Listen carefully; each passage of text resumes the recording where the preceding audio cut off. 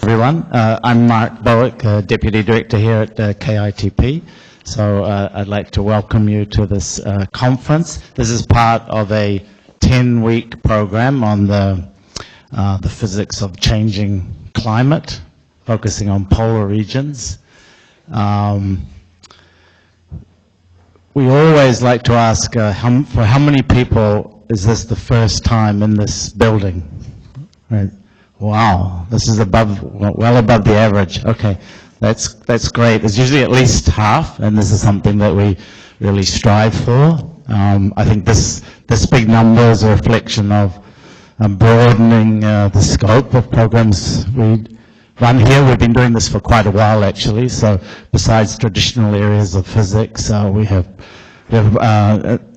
in the upcoming year, a program on, for example, geophysics and its relation to soft kind of matter. A lot of programs on atmospheric and ocean science and patterns formation in the atmosphere, ocean, all that kind of thing.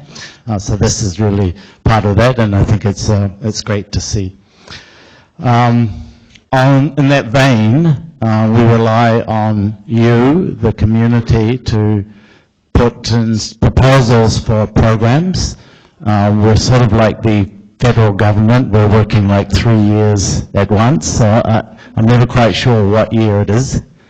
We just announced last week the programs for 2026-27, and we run like 10 to 12 long-term programs every year. 2 of them are in session at any given time. The only times off are like 2 weeks of the year. We're not running full steam. And most of those programs, not all of them, but most of those programs have a conference. So in the fall, like late October, something like that, it's all on the website. You'll see forms and instructions for submitting proposals.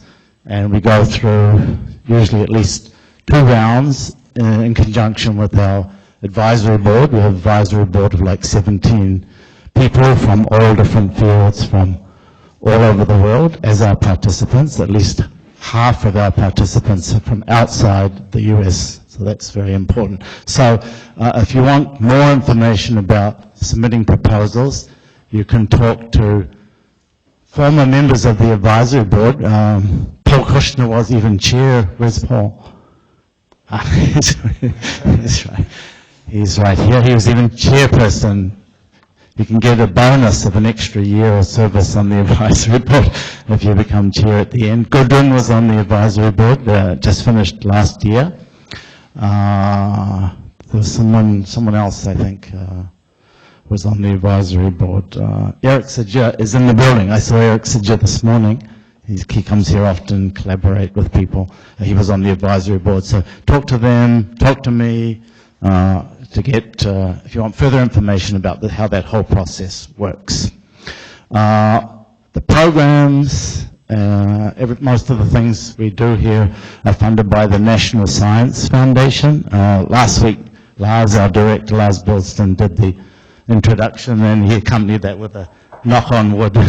So we just submitted our annual report for the second of 5-year grant we have, so we're waiting for the next increment of money any day now, so waiting. I think we should thank both the organizers of this conference, which were Chinghua Ding, Elaine Saruzi, Gunilla Svensson, Patrick Taylor, and Andrew Thompson, and Elaine was the lead coordinator, so please thank them.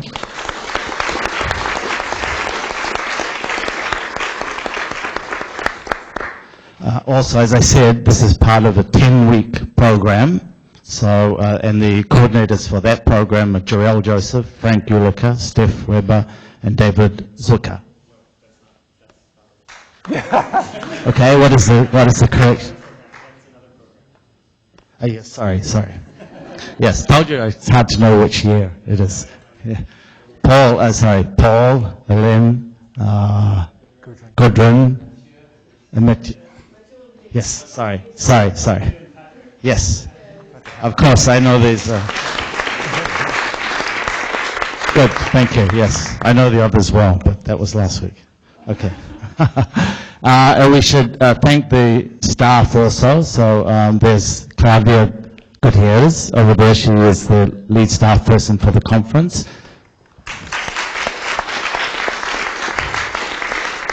Craig Kunamoto is our head IT guru. Over there does incredible work.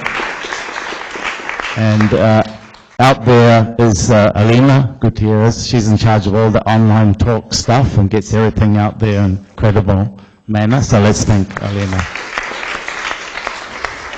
And we have work study students like Karina, who was here earlier. So everything is recorded, so unless the speaker opts out. So please use those microphones for questions, or a microphone that is going to be handed around so that people can hear in the recorded talks. About the only rule, that firm rule we have here for conferences, that talks have half as much time again for questions, and this works really well. And the first session chair, Elaine, will be responsible for setting the example to make sure that works. If she fails, the whole conference falls apart. So no pressure.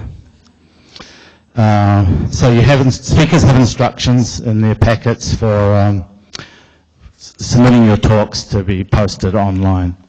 The staff will be wearing badges, and your badges are also important for all the refreshments which are out there in the courtyard, because as I said, we have another program in residence at the same time, and they're very practiced because they had their conference last week, as you saw from my reading out the wrong names. So they know how to get out there and get refreshments. It's all supposed to be for you. So, hi Olga.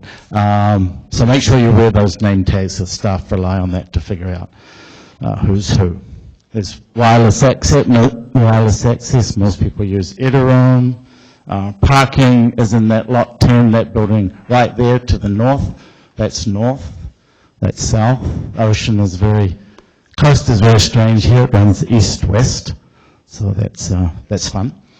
What else? After 4 p.m., if you happen to be locked out, there's a secret way in, which is that side of the building, west, where the caterers come in, so you can always get in that way. And if you plan to bring any extra people, family, friends, whatever, to the dinners, conference dinners, which are tomorrow night and Wednesday night, please let Claudia know, because we need a count for that. And you'll see on your calendar times that the shuttles leave. They leave right after program talks or right after the dinners on the 2 dinner nights. And finally, there's a sign-up sheet for transportation you might need at the end of the conference. Okay, thanks. I'll pass it to Ellen now.